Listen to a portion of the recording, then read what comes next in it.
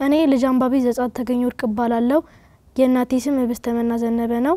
ዛሬ ማነብላችሁ ስለ አብዲሳ አጋ ነው። በምዕራብ ኢትዮጵያ ነጆ ኪዳነ ምህረት ቀበሌ በ1911 ዓመተ ምህረት የተወለዱት አብዲሳ አጋ 7 ዓመት ሲሞላቸው ቄስ ትምህርት ቤት ገብተው ፊደል መቁጠር ጀመሩ። የቅኔ ትምህርቱን እንደጨረሱም ዘመናዊ ትምህርት ለማግኘት ትምህርት ቤት ገቡ።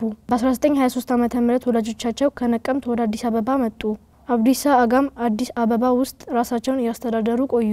ወታደርም ሆነው የ50 አለቃ ደረጃ ደረሱ። ታዲያ ፋሽስት ኢትዮጵያን በወረረ ጊዜ የአብዲሳ ጦር ከፋሽስቶች ጋር ውጊያ ገጠመ። ጋሽ አብዲሳ በዚህ ውጊያ ብዙ ጠላት የገደሉና የማረኩ ሲሆን በመጨረሻ ግን ከጠላት በተተኮሰች ጥይት በፋሽስቶች ተማረኩ። ፋሽስቶችም ጋሽ አብዲሳ በጣም ጎበዝ ተዋጊ መሆናቸውን ስለሚያውቁ የጨለማ እስር ቤት ውስጥ አስገብተው አሰሯቸው። ከዛም እንዳያመልጡ ብለው ወደ ጣሊያን በእስረኝነት ላኳቸው። እዛም ሁሌ በድብደባ ያሰቃያቸው ነበር። ጋሽ አብዲሳ አጋ የተኙበት የነበረውን ብርድ ልብስ በመተልተል በሌሊት ማንም ሳይሰማቸውና ሳያያቸው ከእስር ቤት መውጣት ቻሉ። ሌሎች በተመሳሳይ መልኩ ታስረው የነበሩ የሀገራችን እስረኞችም አስፈቷቸው። እዛው ሆኖም ከፋሽስቶች ጋር በመፋለም ዋናውን የጦር አዛዥ ማረኩ። ይህን በማድረጋቸው የተገረሙት በወቅቱ ከፋሽስት ጋር ውጊያ ላይ የነበሩት እንግሊዞችም በ50 አለቃ አብዲሳ አጋ የጦር ብቃት ተገርመው የሌተናል ኮሎኔል ማዕረግ ሰጧቸው። ይህን አስደናቂ ጀብድ የፈጸሙት ሌተናል ኮሎኔል አብዲሳ አጋ በተወለዱ በ59 ዓመታቸው በ1970 አርፈዋል። ስላዳመጣችሁኝ አመሰግናለሁ።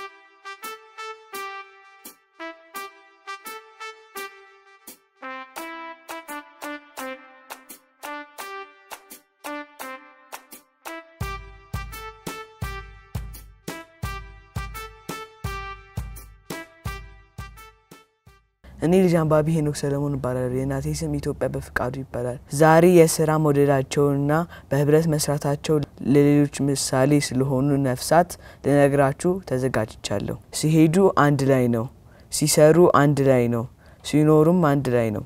አይለያዩም። የአንድነት ምልክት ናቸው። የህብረት ተምሳሌት ናቸው። የጥንካሬ የብርታት ምልክትም ናቸው። እነሱ ለኛ ለሰው ልጆች ብዙ ነገሮች ያስተምሩናል። ትናንሽ ፍጥሯን ቢሆኑም ስራቸው ግን ትልቅ ነው። እንዲህ የሚወራላቸው ጉንዳኖች ናቸው። ጉንዳኖች ከትናንሽ ነፍሳት ውስጥ የሚመደቡ ቢሆንም ጉልበታቸው ግን ከፍተኛ ነው። የራሳቸውን ክብደት 50 እጥፍ ያህል የሚሸከም አቅም አላቸው። ይህ ደግሞ ከሰውነታቸው መጠን ጋር ስናመጣጥነው የዓለማችን ጠንካራ ፍጥር ያደርጋቸዋል። በዓለማችን ከ20,000 በላይ የጉንዳን ዝርያዎች ያሉ ሲሆን ብዛታቸው ተቆጥሮ የሚያልቅ አይደለም። ከ10 ኳትሪሊየን ጉንዳኖች በላይ በምድር ላይ ይገኛሉ። ከሌሎች ነፍሳት አንፃር ጉንዳኖች ረጅም ዓመት መኖር ይችላሉ። ንግስቷን ጉንዳን እስከ 30 ዓመት ድረስ መቆየት ትችላለች።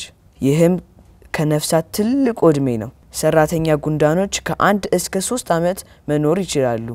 ወንዶች ጉንዳኖች ግን በሳምንታት የሚቆጠር እድሜ ብቻ ነው ያላቸው። ጉንዳኖች የሚነከሱ ወይም የሚቆናጠጡ ቢሆንም ቁንጥጫቸው ሰውን የሚመርዝ ወይም ለሞት የሚያደርስ አይደለም። ጉንዳኖች በህብረት ይኖራሉ። ከ100 እስከ 1 ሚሊዮን ጉንዳኖች በአንድ ላይ መኖር ይችላሉ። እነዚህ ጉንዳኖች ሁሉም የሥራ ድርሻ ያላቸው ሲሆን ችግር ሲመጣ የሚፈቱት በአንድ ላይ በመሆን ነው። አኗኗራቸው እርስ በእርስ የተያያዘ ነው። ይደጋገፋሉ። መዋኘት የሚችሉት ጉንዳኖች አየር ሳይኖር በውሃ ውስጥ እስከ 2 ቀናት መቆየት ይችላሉ። በጉንዳን ጎጆ ውስጥ ንግስት ጉንዳን በጎጆ መሃል እንቁላሎቿን ስታስቀምጥ ሰራተኞች ጉንዳኖች ምግብ ያመጣሉ። ጉንዳኖች ፈጽሞ አይተኙም። መተንፈሻ ሳንባም የላቸውም። የሚሰሙበት ጆሮም የላቸውም። አንዳንድ የጉንዳን ዝርያዎች ጭራሽ አይንም የላቸውም። ጉንዳኖች ቀይ፣ ጥቁር፣ አረንጓዴ እንዲሁም በረታማ ቀለም ያላቸው ሲሆን ቁመታቸው ከ0.75 ሚሊ ሜትር እስከ 52 ሚሊ ሜትር ይደርሳል። ከጉንዳኖች ህይወት ሌላው አስገራሚ ነገር ምንም አይነት እንቅልፍ አለመተኛታቸው ነው። ለሰከንድም ቢሆን ማንቀላፋት የሚባል ነገር አያውቁም። ስላዳመጣችሁኝ አመሰግናለሁ።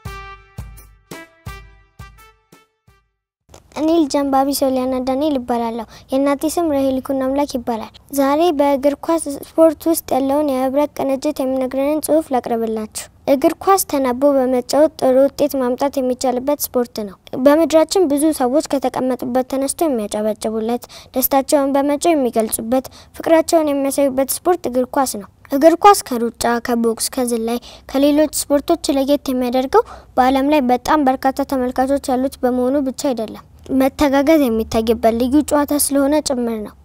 የእግር ኳስ ታሪካዊ አመጣጡ ከቻይና እንደሆነ ይነገራል።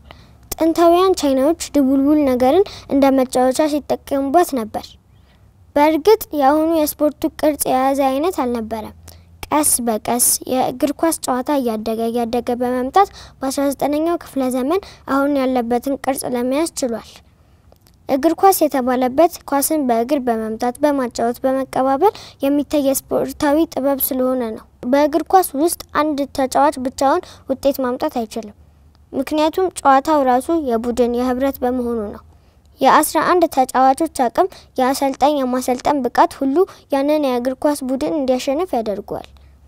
ልጆችን የእግር ኳስ ቡድን ውስጥ ማስገባት ወይም እንዲጫወቱ ማድረግ በጣም በርካታ የሆኑ ጥቅሞችን ያገኙበታል። ዋናው ግን የህብረት፣ የአንድነትን፣ የቅንጅትን ጥቅም በደንብ እንዲረዱ ያደርጋቸዋል። የእግር ኳስ ስፖርት ከሰዎች ጋር አብሮ መኖርን፣ ተቻችሎ መቆየትን፣ ኃላፊነትን፣ ማካፈልን ሁሉ ያስተምራል። ስላዳመጣችኝ አመሰግናለሁ።